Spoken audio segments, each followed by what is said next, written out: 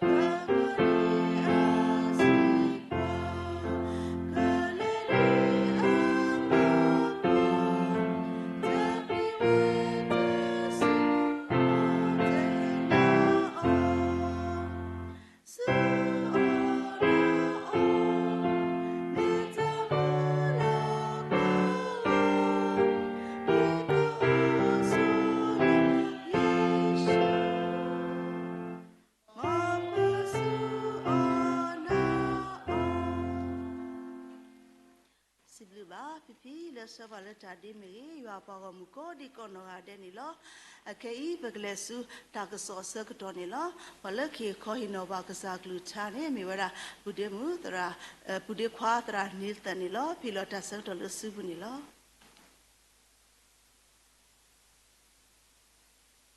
ခြေတော်ပြတဲ့ကင်ကျေးဇူးချီးမွမ်းပါရဲ့ပြီးတော့ကျွန်တော်ကိုဒီလိုချိန်ပေးတဲ့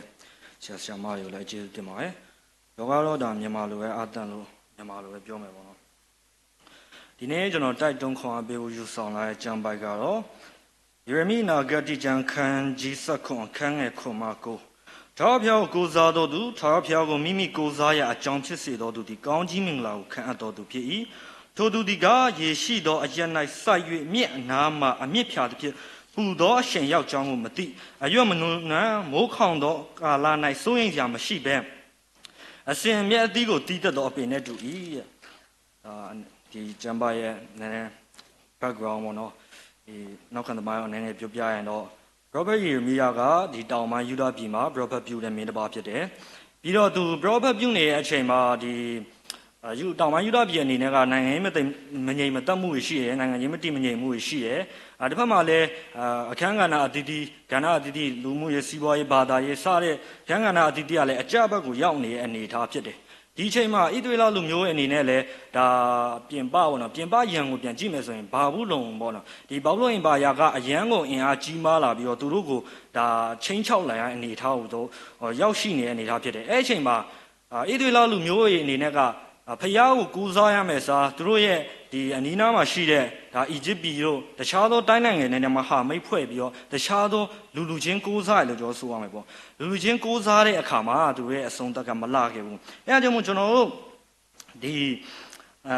အခန်းငယ်9နေ6ကိုပြန်ကြည့်မယ်ဆိုထာဝရဘုရားမိန့်တော်မူသည်ကားလူကိုကိုးစား၍လူတတဝါကိုအမိပြုတ်တဲ့ဖြစ်စိတ်နှလုံးထဲ၌ထာဝရဘုရားတမန်ထွက်သွားသောသူသည်ကြံ့အပ်သောသူဖြစ်၏တဲ့ထိုသူသည်လွင်ပြင်၌ရှိသောတစ်ပင်ညောက်ကဲ့သို့ဖြစ်၍ကောင်းကျိုးရောက်ကြောင်းကိုမသိရအဘယ်သူမှမနေသောစားမြေတွေးချောက်သောလင်ပြင်၌နေရလိမ့်မည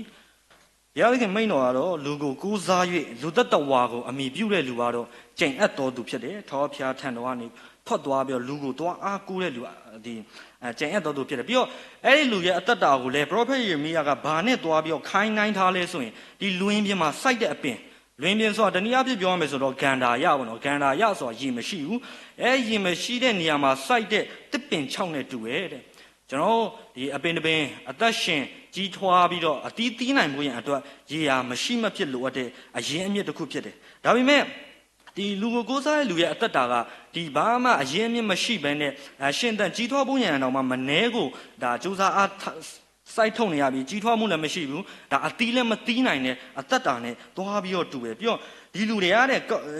ကောင်းကျိုးဒီကောင်းကြီးခံစားရတဲ့အခါမှာကောင်းတဲ့ຢာတွေဖြစ်တဲ့အခါမှာလည်းသူတို့ကမသိတော့ဘူးပြီးတော့သူတို့ကဘယ်မှာနေရတယ်လို့လဲဆိုရင်စားမြေတွေးချောက်သောလင်ပြင်တိုင်းနေရလိမ့်မည်ပြောရတော့ခက်ခဲကြမ်းတမ်းတဲ့နေရာဒေသမှာခက်ခဲကြမ်းတမ်းတဲ့ဒီပတ်ဝန်းကျင်မှာနေရမယ့်လူတွေလို့ဒ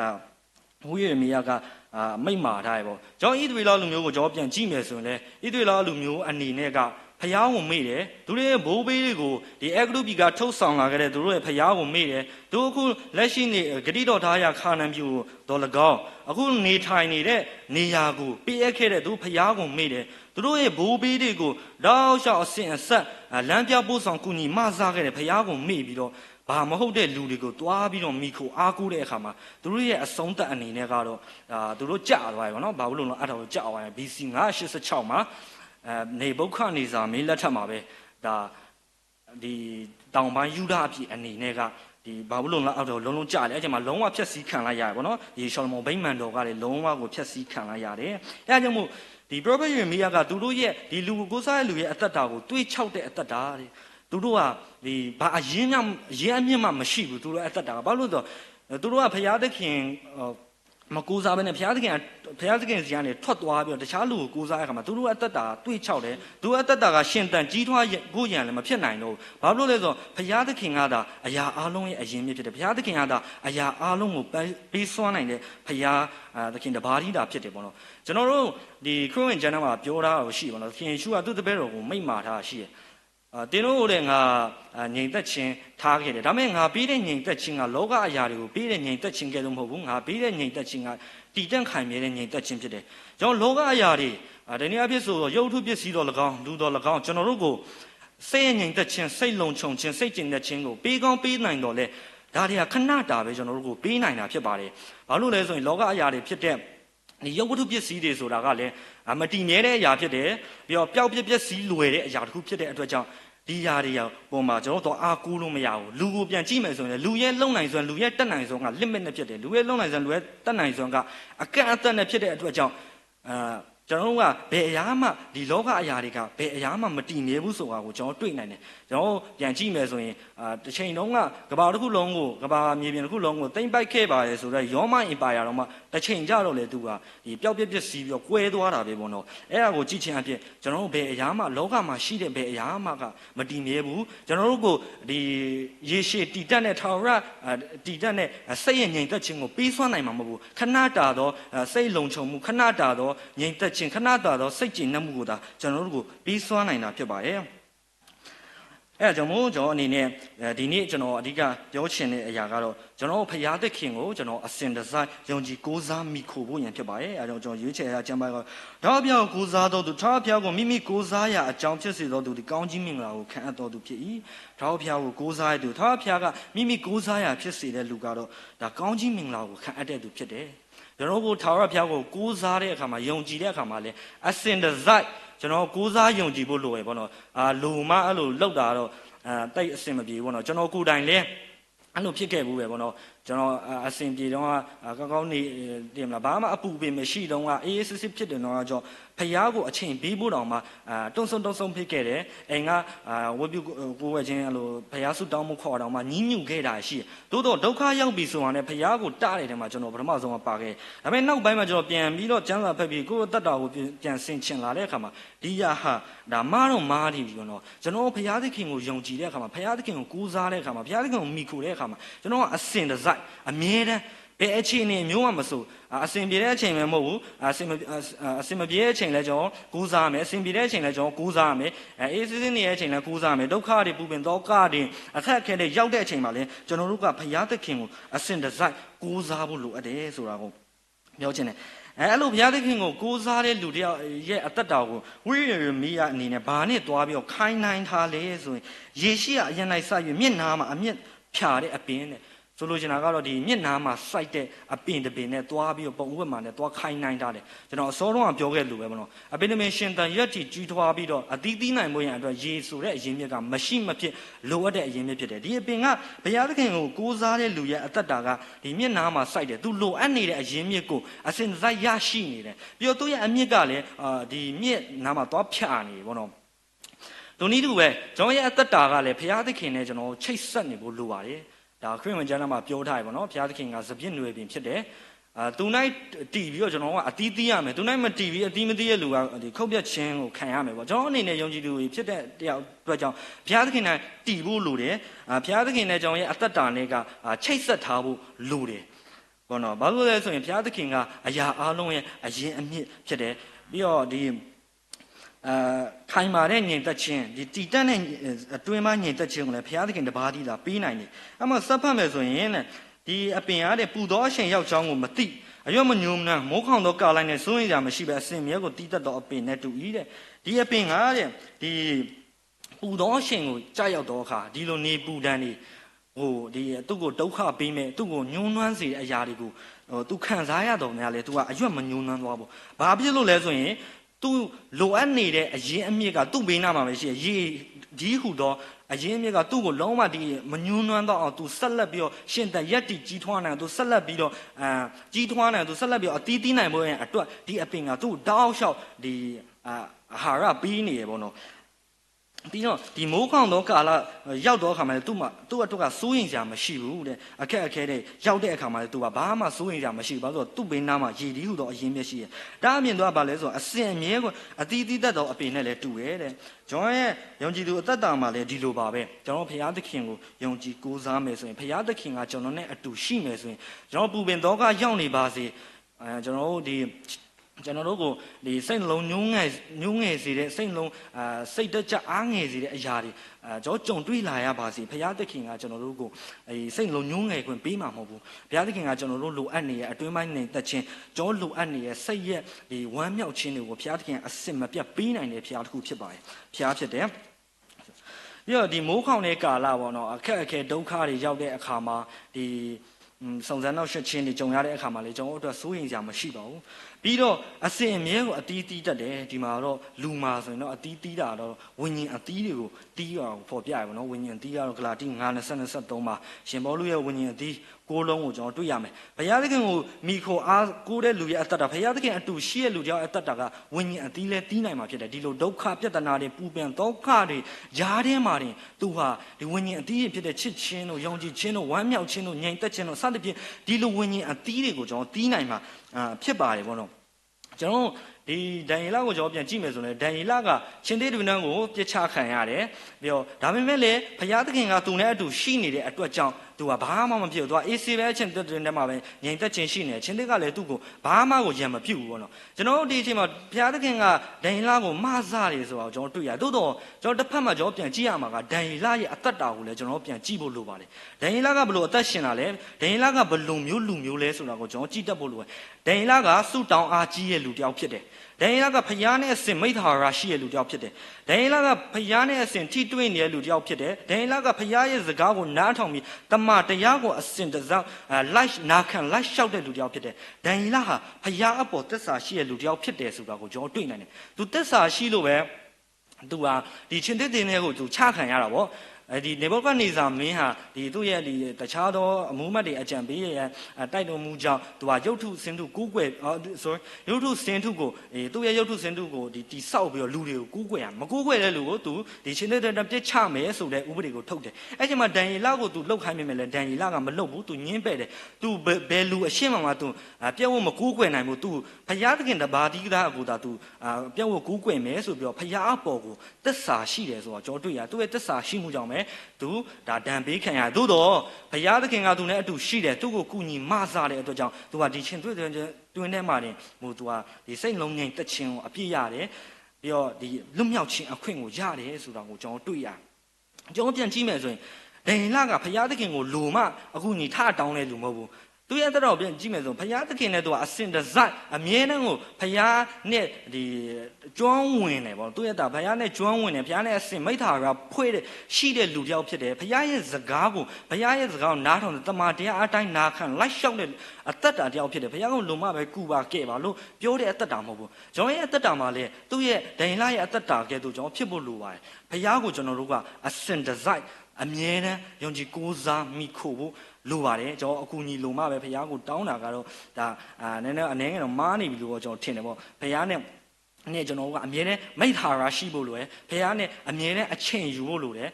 ဘုရားရဲ့ဒီစကားကိုလည်းနားထောင်ဖို့လိုတယ်ပေါ့နော်ခုနကတော့ကျွန်တော်ဓမ္မတခြင်းမှာဆိုသွားလို့ပဲနော် trust and obey ယုံကြည်ရုံနဲ့မကဘူး obey နာခံဖို့လည်းလိုနာခံရုံနဲ့မကအောင်နာခံပြီးတော့လိုက်လျှောက်ဖို့ပဲလိုတယ်ပေါ့နော်ကျွန်တော်ဓမ္မတရားအတိုင်းကျွန်တော်နာခံလိုက်လျှောက်ပြီးတော့ဘုရားသခင်ရဲ့စကားကိုနားထောင်ဖို့လိုတယ်ဆိုတာကိုကျွန်တော်ပြောချင်တယ်ကျွန်တော်ယနေ့ခေတ်မှာဆိုရင်လည်းကျွန်တော်ပြန်ကြည့်မယ်ဆိုရင်လည်းကျွန်တော်ဒီအဲ့တော့ဒီ Robert ယေမိယဒီဟိုပါပေါ့ Robert ပြုတ်ခဲ့တဲ့အချိန်ကာလနဲ့ကညီမှုရှိတယ်ပေါ့နော်ကျွန်တော်နဲ့နိုင်ငံမှာလည်းနိုင်ငံရဲ့အခြေအနေကမတည်ငြိမ်ဘူးအခန်းကဏ္ဍတီးတီးမှာလည်းဒါအကြဘက်ကိုပဲရောက်နေတယ်ပြန်ကြည့်မယ်ဆိုစိတ်ပူပန်စရာတွေစိတ်ညှိတွားစရာတွေကျွန်တော်ဘယ်နေရာပဲကြည့်ဖုန်းပဲကြည့်ပါကြည့်စစ်ပွဲပါညာပေါ့ဒါတွေပဲတွေ့ရတဲ့အချိန်မှာကျွန်တော်စိတ်ပူပန်တော့ကားရောက်ရတယ်စိတ်မတော်ကြီးသွားရတယ်စိတ်သက်ကြအားငယ်နေရတယ်လူငယ်တွေမှာဆိုလဲအနာဂတ်ပြောက်တယ်ဘာလုပ်ရမယ်မသိတဲ့လူတွေလည်းရှိလာလုံခြုံရေးအတွက်ကိုယ့်ရဲ့လုံခြုံရေးအတွက်စိုးရိမ်စရာရှိလာတယ်ဒီလိုအခြေအနေမျိုးမှာကျွန်တော်တို့အနေနဲ့ဘုရားသခင်ကိုကျွန်တော်တို့အစဉ်တစိုက်ယုံကြည်ကိုးစားဖို့လိုတယ်မလို့လဲဆိုရင်ဘုရားသခင်ကကျွန်တော်တို့ကိုကျွန်တော်လိုအပ်နေတဲ့ခန္ဓာပိုင်းဆိုင်ရာလိုအပ်မှုကိုကျွန်တော်ကိုပေးရုံနဲ့မဟုတ်ဘူးကျွန်တော်ရဲ့စိတ်ဝိညာဉ်ရဲ့လိုအပ်နေတဲ့စိတ်ဝိညာဉ်ရဲ့ခွန်အားလားစိတ်ရဲ့ငြိမ်သက်ခြင်းလားစိတ်လုံးရဲ့ဝမ်းမြောက်ခြင်းလားဒီဝိညာဉ်အသီးတွေကိုလည်းတီးစေနိုင်တဲ့ဒီဝိညာဉ်အသီးတွေကိုလည်းပေးစွမ်းနိုင်တဲ့ဘုရားဖြစ်တယ်ဘုရားသခင်ကအရာအားလုံးရဲ့အရင်အမြစ်လည်းဖြစ်ပါရဲ့အဲကြောင့်မို့ကျွန်တော်အနေနဲ့ဘုရားသခင်ကိုအစဉ်တစိုက်ယုံကြည်ကိုးစားပြီးတော့ ဒီဘုရားသခင်ရဲ့စကားကိုအမြဲနာခံလိုက်လျှောက်ပြီးဘုရားနဲ့ဒီသွားလာတတ်တဲ့ဘုရားနဲ့အချိန်ယူမိတ်တာတော့ဖွဲ့တတ်တဲ့အတ္တဖြစ်ဖို့ရန်အတွက်အနည်းငယ်လေးတိုက်တွန်းခွန်အားပေးရှင်ပါတယ်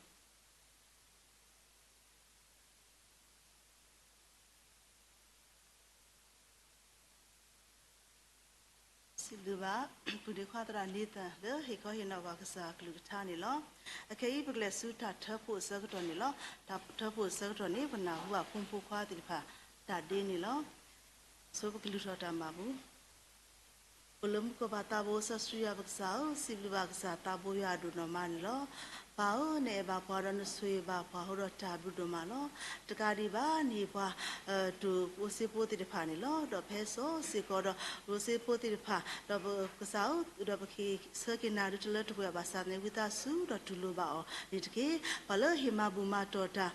လောဒါလိုပါတိတဖာမေဟိမဘူမာတော်တာလောဒါစီစေဘူးတပူတိတဖာမေတာတာဆိုတိတဖာမေလောတီဖောမေဟူတာတစရောတိတဖာမေတော့ဘာရူအခုဘာဆူဆဝကတိယောဘာဆူတော့မဆလာဘန်ကေ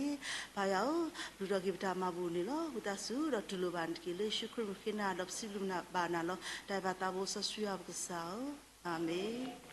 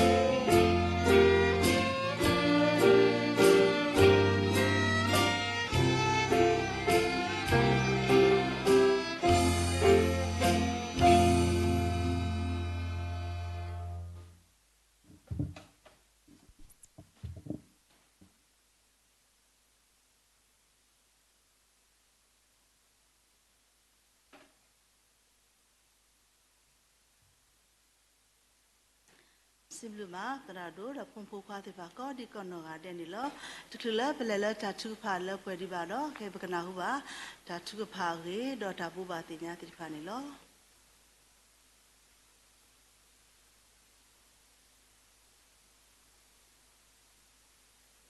Sibling saya domani lo, tanya betaku, lalu berapa kata nitan, awal dah hikoi na balik saklita, lalu berapa sebudak saya, nolai ada saya ada betaku, lalu dah malam ada bu, bercibala awal dah dulu,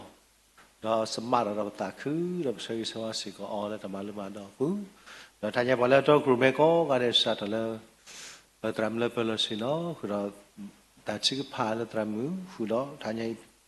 phi đó poly từ pha là thay nhảy tham mát cái là ta thấp bút ta sắc đó số một cái ukulele đó violet thì đã ở đây đi số một tiền mi thay tham mát tu thì pha sẽ bị đã thom bút là hộp ta khứ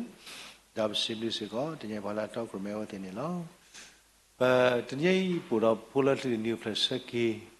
hiện nay bây đã là bút đó transaksi podomu, bila metramu, orang asli new place ke, dah bala asli new place ke gari kodi, dah bukti nama ciri palau di pango, lalu sesuatu yang bisa dilakukan doma, le nui papo nui ni, buat di papo dah, dah ciri patah tuai, dah bala ni lagi dah ciri patah di pah, dah kan ni lagi dah ciri papo, ada sesuatu oh, dah basu basalah, basu basalah orang ama, bertanya bidang bukan. Namun dalam ujian ini kita tu, aku agak tidak baca pada dah pulau pukle, tu ada bandu ada adu ayu aku tadi, tahu jadi kembali udle tersahih ni, aku tidak baca pada pun dah ego, dah kali ba tidak baca pada mak dan ini pulau betina kia, dah belau tu kau dah berkuat temu bapa bu, ama ni bawa dah ada cancer, mi no utkopa. Kuara awara baro apeli cancer bale kagat blodo apodo bidga baro chap te cancer dobo kwa ko nyai pwe pa di ba bgle malu saski lawa de shi ko ne bi da ma ti ba lo sa da pati do chu ba kwa samai da da apeli kha cancer ko da ma la me da panya mu to ba kwa samai da te cancer a pa pa du ji itu muna tidak baca pada orang sekolah ni ke pura kereta putih bawa kereta putih nyai berma biara terjang kema masa kecibala kereta putih bawa mat kuna petaku nawa tasa tanari putih bal atwa na petaku sekolah ni lo baca bala kereta putih bala mawar kem oh pude berarti no sesuatu putih tadi pakai bala manik saklita dorkari ba maka tidak baca pada nama sesuatu lepas itu apa? Lalu kita takut su, palu cila ni. Tapi ada lepas buat itu apa? Lepas kayu tua, no. Pada tadi ni, aku begitu nama ciri apa? Lalu ada awalnya makan semedok. Tak sekedar kulai kini. Awalnya makan semedok kayu tua di depan, naiji yuat di depan. Lalu ada tahu takut tebal bahasa sekedar ini. Awalnya masuk bahasa kau ada. Tidak baca pala wanit ke. Sebab apa kau ada le buat kubat kalau harus sekedar nari. Kuda, pala buat kubat kuda ada pala zoom ini Facebook live stream YouTube kau di nak ada sekolah ni lah. Nak duduk buat di tempat tanya peh, dah ciri pada yang nak lah. Kuda bertemu buat di papa baca buat kau ni, ya Allah kau pelak nak duduk buat di papa orang tala dah tak pelak kau ni lah, jam duduk malam.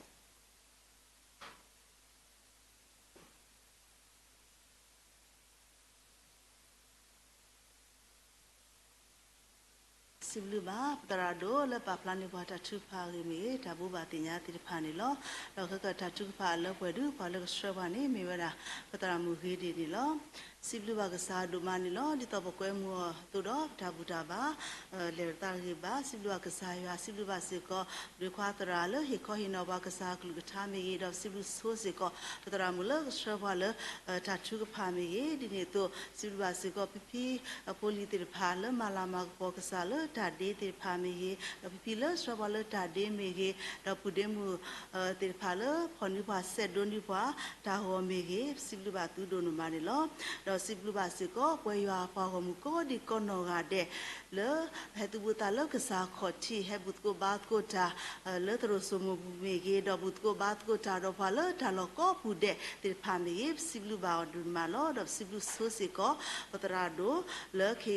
wata sui pla de lo akei pakata wi ta tu pha se do de sa me wi do patra mu wi de ka sa ba le ta tu pha me wi do ka so thwe le do ka na sa me wi do patra do ki ba le ta sui pla ne lo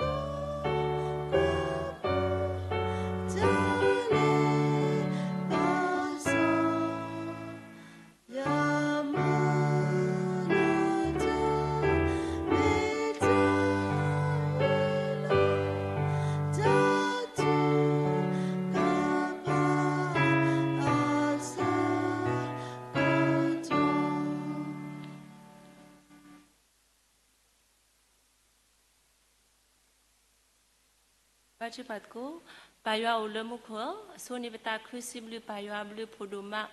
Bemibale Copro, Talwe Kulukulubasa, Baywa Takanyo Secopro, Bale Copro Bapoetini Batani, Toto Batato, no Baywa Hipata Sertacatole, Taqueta Yalo, Head of Paputo Babata, Dino. New Papota Butabato, the head of Butobato Bapaya no Tatabliho, Tabuta Puduma, the Goto E. D. Mita Chukupa, Soto Payao, Bes Doser Toluta, Dope Dohi, Tasui, Dope Doser Sawalutalo, Tachupano, Payao, Asuni, Negtano do. Sudoma seba, pedo sewa bacu pala peterado, petinya bala payo ablu puta suwa puta do ketegoton ni muta putu pu ila peterado lido puedo mitrala hilota do matiwe petinya bala tepa plat hota ku keswa do petinya bala mi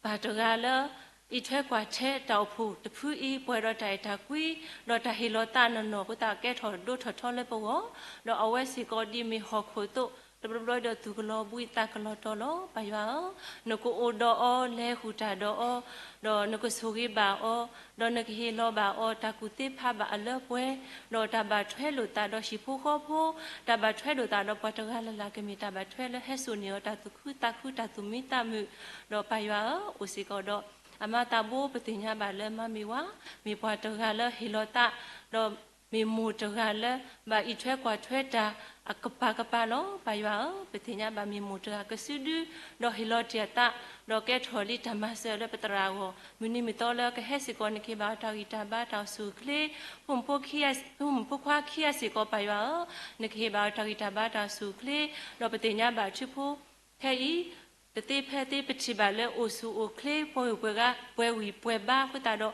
possible payo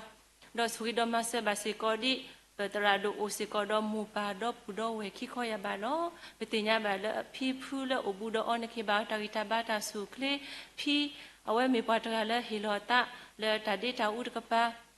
do mi muli do puedo le polite paolo neki ba tarita bata sukle do phusiko neki ba tarita bata sukle do apila ule le do siko neki ba tarita bata sukle do pudo we kikoya ba lo yi lo bu kana hulo ba so le mu khu sutunita pitama ka bablu ba pho ba su so le pa ywa te tang nyo do su do ma se ba de ki pa ywa pata u so ki so ba si ko di patra tasa tra hita do pa hi pho petinya ba le awe si ko mi tra tra lo hilota do petinya ba se do ke I tu bota sa ti pha ne pesre automata le anyo ba petinya ba le tra tra I ge lo we no do hilotia ta no neki ba ta hita ba ta ku te pha ba le pwe do amata bo si ko neki ba ta hita ba ta su klipum po พวกว่าขี้สิกรนิกบาใจตาบ้าดาวสุกเลียวเวสิกโอสิกดอกบุดอกเวมูปาขี้ข้อยาบาลนกสุยบาเวติภาสุชินิตาพิธามากบาบลุบาพุมบาสุสวาเลปายวากติตาขยอดสุดมาเสบาดกีปายวามูตาปุตพุอีโอสิกดอกเวกลุตกลุบาตกลุล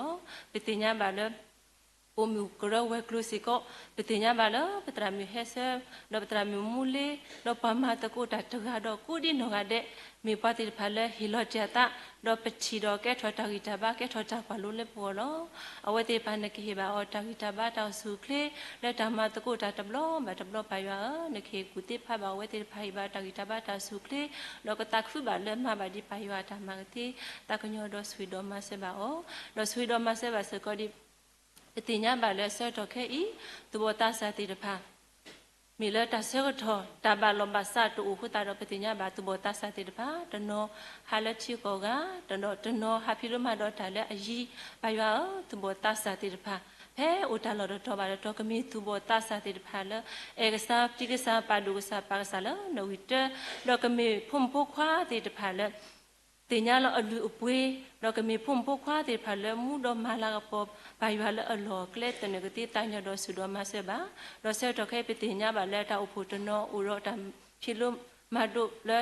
ตาลุชิกตออีปายากูดอเวติภาเลหุตาดอเวติภาดอตาสติภาอีกมีตาสติภาเลติญาลอลุปเวดอติมีตาสติภาเลมีเปียวเลมีเปียวเลตาฮาลุชิดอมีเปียวเลเกลกปูเกลกปาตเกกเตมีพุ่มพุควาติภาเลติญาลอตายายังมีปากคริโพยกูมูดีปากคริโพตัวที่ตาขยอรสุดมาเสบาตุบตาสาติภารกีไปว่าสุดมาเสบาสิกอดีลลสสอเคอีปิติญาบาลอุสิกอดตามาลุสิกอยุกลิตยอติภาลไปว่าตนีบาตนีไปว่าเสกอปรุติอวติภา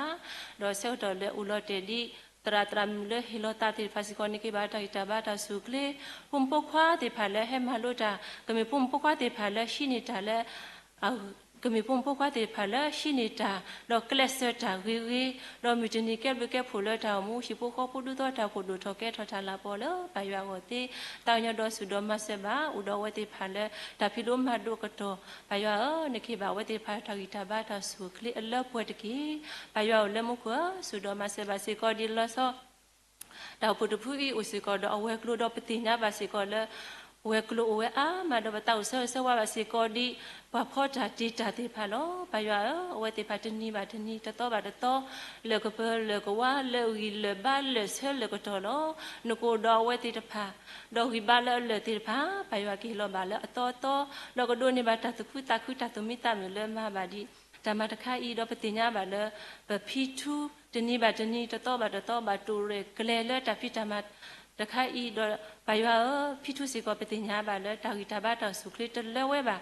ภาษาไปว่ามีมูทกามีพิจกาและฮิโลเจตะดอเลตตูตาโอนโนกลเซติเวดาดอมาติเวดาหุตาเปซิบลบาเวมินิมิตอลกะเฮสิโกนเคบาอตากิตาบาตาสุคลีดอเวกตักขุตามิบาดิเลตะพิตามาตะไคอพอคุติตาญอดอสุดอมาเสบาตะกีไปว่าอุลมุขวปตาอุเซโซบาสิโกดีลลสโซลปิติญาบาเลพุมพุควาติตะพันีดอเซเววิลีดอไปว่าเปซิบลูนาแล้วนะเสกอพลอไว้ที่พาตะตอบาตะตอดอปติญาบาแล้วงานลาไปสิก็อุสิกอรตาดอเซตะพุลอไปว่าพุ่มพุควาติไปสิก็ไปว่าก็อุดอเลขุตาดอลิเลเลอควาคาเวมาลุติดอตะเนียตอไปว่าก็อุดอเลขุตาดอเสกตอมีบาเลกบาดอเซดก็ดอเซบาเวกิบาก็พลุทบาพดอไปว่าบลุตาสุสวาพุ่มพุควาเลดอเซติลิติภาสิก็ไปว่าเปเซมิลาเลไปว่าบลุพุตาสุสวาดก็พลุทบากติตาญอดอสุดอมาเสบาลกีไปว่าอุลมุขนก็สุดอมาเสบาสิก็ดิปฏิญาบาลตะหาอีปตราลเฮเฮตะกะโซโลไปว่าปฏิญาบาลเอาไว้มีพูดกันแล้วฮิโลเจตะดอมีพมาโลตาโลในกิบาตากิตาบาตาสุคลีดอไว้สิก็สุเมญาสิก็ไปว่ากูดอเลหุตาดอดอกตักฟุบาลมาบาไปว่าตามาดอกมาบาไปว่าตามาตะโลตะเลตะพวกตะซุดอตาตุตามุดาไปว่าตะกะญอดอมาเลป่วยในบาตะกีไปว่าเลมุขปฏิญาบาลตะหาอีตะจึกพาเลปาพระทอปาบาสุบาสาติตะพาปฏิญาบาล ดอกเปปุเกมิรีดอกอดีดอกทุมิรีดอกอัญญาติดพาดอกมามุนาติดพาพอบาสุบาซาเลปะปะพลาดตะหาอีปายาเอาไว้ติดพาตาสุตาซาเลอมาติตาอติพาเพลมาโซตติบาปายาตากญโดมาเสบาไว้ติดพาดอกกติกตอเลสุกาไว้ติดพากบาลบาสะดอกกบุกีบลากีเวดอกแก่ทอดิตาอุตาเลปายวาโอติตายโดสุดมาเสบาสิกเวตเอาไว้ติดพาตกีปายวาอุเลมุกนกตายโดสุดมาเสบาสิกดิปฏิญญาบาลพอละอัคลุนินิอุพลัสกีติดพาตรามิเอสาบลูมูปฏิญญาบาลคลุนินิอุพลัสกีดอกปายวากูดอดีปายวาสกปรุติอโตมุนิมิตอละกะเฮปายวากูดอปายวาเกบาอตากิตาบาตาสุเคลกคลุนิบาดินิอุพลัสกีอวตบะตัวผาตัวกติตายยดสุดมาเสบาดกีปายวาอุลมุกปตาอุเสสวาบาสิกอดีปฏิญญาบาลก็บอยู่ที่ผ่านเลวแล้วมาเสลุปตาติบ้าปดปุดเวและบักขิมุยฮับโลและกลูคลิมโลตาติพักละเนาะไปว่านกูดเอาไว้ติดผ้าดอกปฏิญญาบาลตนนดีกูและคู่คู่ปารักละดอกตนกูและคู่คู่วิปูแพ้โอตาโลตตบาตตไปว่าดีเนลือลือจุพูลิพูลมุพาพอตุเลตดาวไว้ติดผ้าตรีกเตกตนิบาตาสุกเลลือลือเลหุตาดอเวติพาร์กีดอปดปุดเวลบากว่าสมัยสิกอทับบอมูบามาติพักอุเวดาลอเราไปว่าเอาไว้ติพัสิกอและตัดจุบาขบาพูสิกอติดมีพาติพาเลติสาลอยาบาตรีและตัดจุบาขบาพูกติกเลอาทวาไปว่าบลูพัวตัสุสวะกมูอุมุกูมูสุทอนนาไปว่านี่ดิอัลโลกติตากญอดสุดมาเสบาสิกอดีเอาไว้ติพาร์กีไปว่าอุลมุกปตาอุเสวิเสวาบาสิกอดีปฏิญญาบาลมีก็แม่ผู้แค่พอตะกูตะเลอวยดาอามาโลไปว่าเลตดาไว้ติพาร์กีอุดอเลหุตาดอดอสุหิสุวาบาสิกอไว้ติพาร์กีสุหิสุวาบาสิกอดีไปว่าปฏิญญาบาสิกอเลมูดาพุทธผู้อีเวกลูเวดาอามาดอลลอซอลอเลตาบอทอตาดอตากเตกโตตาเลเสพอกหาติพาปฏิทูลอปฏิญญามาเลมีปาตงาเลฮิโลอตาดอกเลเซเวดอตาลบอมิโอเลนิลีเอาไว้ติพาเอาไว้นี้ปกอดอเดมีปาตงาเลวิคูดิขี้ขวบ้าไปว่ามีปาตงาเลมาไว้เอาเกเตดอกปฏิญญามาเลเอาไว้อัตบาทเทลุตาดอกลือหาติพาเวก็มีตาบาทเทลมีเวคุเว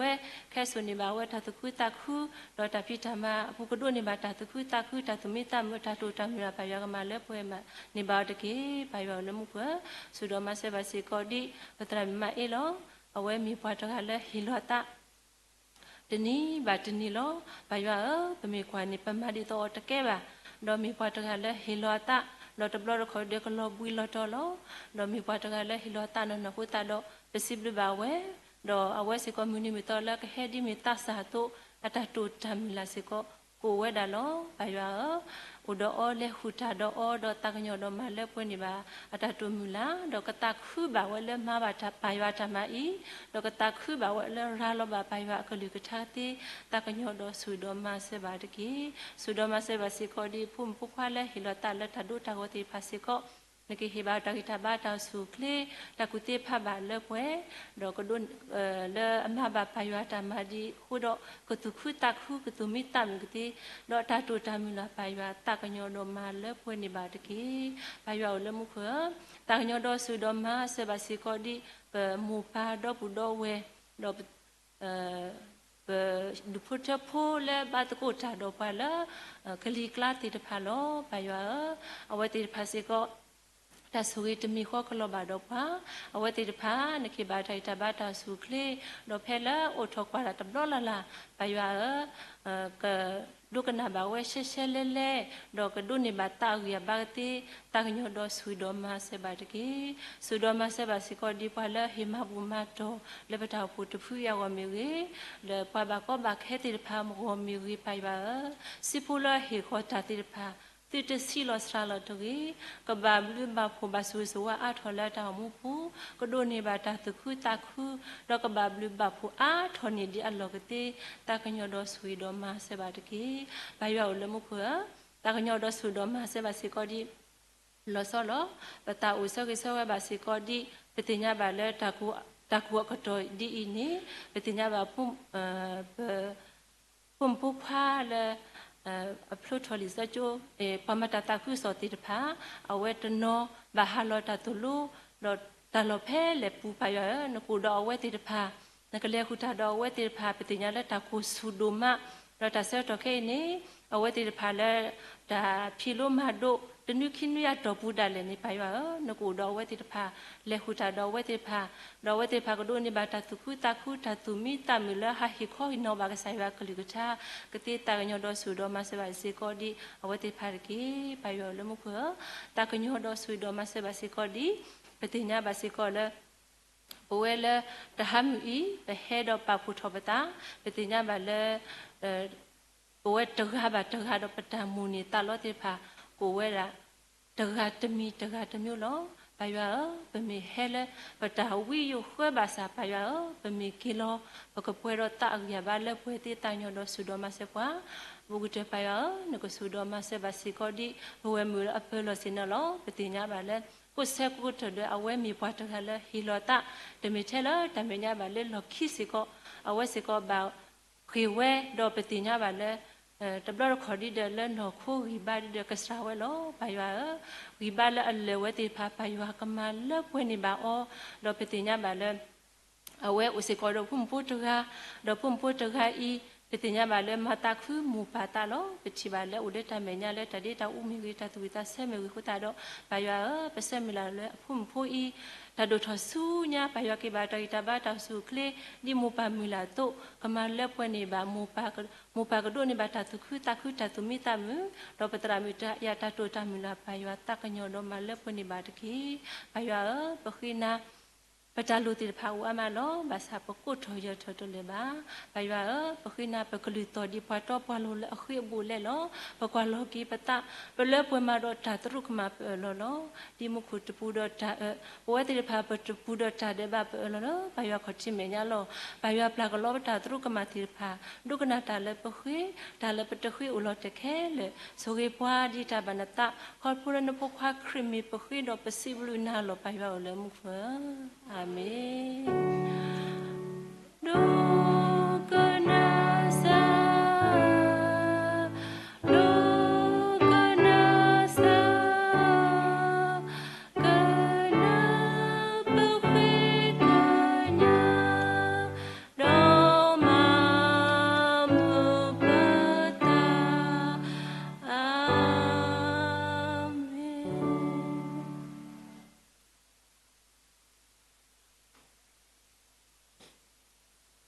ကစားယေရှုခရစ်ဘလူဖို့ရွာကြဲကြကွီတာမီဆောစကီတာရီလူမူလူရွာတဲ့ကတကခေါ်တာဆွေဆွာအာတာဆုတာကမောတာခုတာဖို့တာလဲတာပွဲလက်စာဒီလဲဒီဘောခေါဖလိုဘာနဆိုင်ဖို့ရှိကေကလောကဒီဘာထိုင်ရခုနာတိဘာတော့ခုမေပွားသူတာဆမလာဖို့ဆရာခုတော့တာချီပါလဲပါဖို့တာဘာချီဖတ်တီရွာပေါမူလားဟိုလဲသူတို့စမဘူးဇီမီနေ Facebook live ဆွေး YouTube တေဖာခုတော့စာပုံဘောကတေဘာလဲ clean new plus ကေလောဆိုတာတာစာပုံလက် clean new plus ခုတော့ဘာလဲ clean တာတိတာဖလာတာရှိဘူးဘာဘာစုပါစာကိုဒီတော့ကတဲ့လူအားလဲတာကူရစကတော့ကေစာပုံဘောလဲဘာစုပါစာကိုဒီတော့ကတဲ့လူပွဲတကားဘာတကားလဲသူတို့စမဘူးဇီမီနေ Facebook live ဆွေးကြကိုဒီတော့ကတဲ့လူတာမူလာပရီချီကလေဒီမဲတိုမာဒူအဘာဒူမာရှိအဘာဒူဒီလာဒါလာဘွေခဲနေရရှိအဆိုးဆုခခနိတကေအာမင်အာမင်အာမင်အာ